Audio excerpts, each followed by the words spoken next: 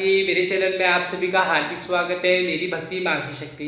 अगर आपको मेरा चैनल अच्छा लगे तो प्लीज़ सब्सक्राइबर एंड लाइक ज़रूर कीजिए और सबको माँ की भक्ति के बारे में मुझे प्रशंसा करनी है।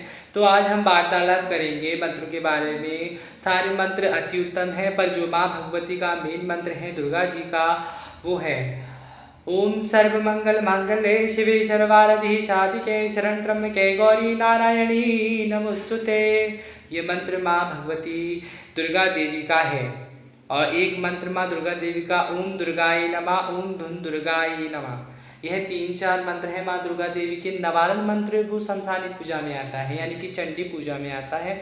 तो नवारण मंत्र एक अलग चीज़ हो गई, वो तंत्र साधना में भी आता है नवारण मंत्र। नवारण होता तो वो दुर्गा देवी का है, पर वो रुद्र चंडी हो जाता है, दुर्गा हो जाती हैं, तो दोनों में थोड़ा इफेक्ट है, अंतर है। नवारण मंत्र की आहुति ज़्यादातर लोग दारू से भी देते हैं, घी से भी देते हैं, और चंपा के तेल से भी देते हैं, नारियल के तेल से भी देते हैं, पता नहीं किस किस से देते हैं, तांत्रिक लोग खासकर। और नवारण मंत्र में वो मुर्गे की बलि भी देते हैं, बकरी की बलि भी देते हैं, भैंसे की बलि भी देते हैं। उस जगह को चैतन्य बनाते हैं, यानी कि किसी को मारकर उस आत्मा को वहाँ कैद कर कर उस शक्ति को विराजमान, यानी कि उस चीज़ को बढ़ाते हैं। तो इन सब चीज़ों को छोड़ो, जो सबसे अति उत्तम मंत्र है वो माँ भगवती दुर्गा देवी का ओम सर्वमंगल मांगल्ये शिवे सर्वार्थ साधिके शरण त्र्यंबके गौरी नारायणी नमोस्तुते। तुम देवी सब प्रकार का मंगल प्रदान करने वाली मंगलमयी हो।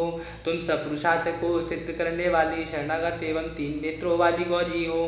तुम ही नमस्कार माँ। इस मंत्र का अर्थ यह है। तो आप इस मंत्र को लाल चंदन की माला पर जाप करें या फिर रुद्राक्ष की माला पर जाप करें। पहले अपनी माला को पंचामृत से धो लें, उसे धूपबत्ती दें गूगल की, ठीक है, धूप दें गूगल की, और उसे तिलक लगाएं, चंदन लगाएं और चावल लगाएं, और गणेश जी से प्रार्थना करें कि हे गणेश जी इस माला में शक्ति डालिए। माँ से आराधना करें, तुम्हारी माला तुम्हारी उपासना कर सकें। माँ से विनती कीजिए कि माँ हम आपकी उपासना कर सकें। इस मंत्र में वो ताकत है, अच्छे अच्छे कार्य कर देता है ये मंत्र भी। और यह मंत्रों की शक्ति जब तक रहती है जब तक आप जाप करते हैं। जैसे ही आपका जाप छूट जाता है वैसी मंत्रों की शक्ति खत्म हो जाती है। पर जो दुर्गा सप्तशती का पाठ करता है उसकी कभी भी समाप्ति नहीं होती है, ऐसा बताया गया है, महादेव जी ने स्वयं कहा है। तो आप इस मंत्र की माला जाप करें, माता को श्रृंगार कराएं गुड़ैल के पुष्पों से, माता को दूध से बनी मिठाई का भोग लगाएं या फिर अनार का भोग लगाएं। हर शनिवार को माता को नींबू दें 2 लौंग लगाकर। ऐसा करने से आपकी पूजा में विघ्न नहीं आएगा, आपकी पूजा में रुकावट नहीं आएगी। जो रोकेगा माता उसको छोड़ेंगे नहीं, ऐसा मेरे गुरुजी ने बताया था मुझे। और यह मंत्र जब 50,000 हो जाएगा आपका, तो माँ भगवती आपको दर्शन देंगी सपनों में आकर। मानो या ना मानो, पर मन से, बहुत मन से पूजा करनी होगी। और आपको कोई ऐसा टाइम निश्चित करना होगा जिस टाइम आप पूजा कर सको, चाहे सुबह या फिर शाम को या फिर दोपहर में। वो टाइम पक्का होना चाहिए। जैसे आपका टाइम है दोपहर में 1 बजे से लेके 4 बजे तक का 10 माला करनी है आपको इस मंत्र की, ठीक है। तो 10 माला आप करोगे तब जाके एक दिन में 1000 होगा, 10 दिन में 10,000 होगा। तो जब आप इसको 1 से लेके 4 तक करोगे फ्री टाइम पे खाना वाना खा के, तो ऐसा होता है कि जो आपका टाइम है और उस टाइम पे आप पूजा कर रहे हो तो उसी टाइम पे कोई देवी शक्ति आए।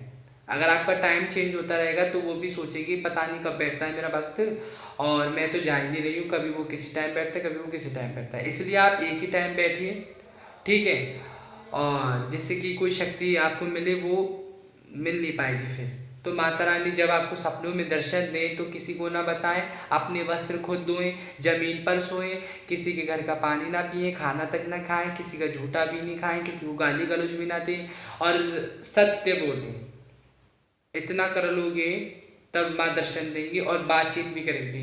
जब मंत्र 1.25 लाख होता है तब तो माँ सपनों में आके साक्षात रूप में दर्शन देती हैं।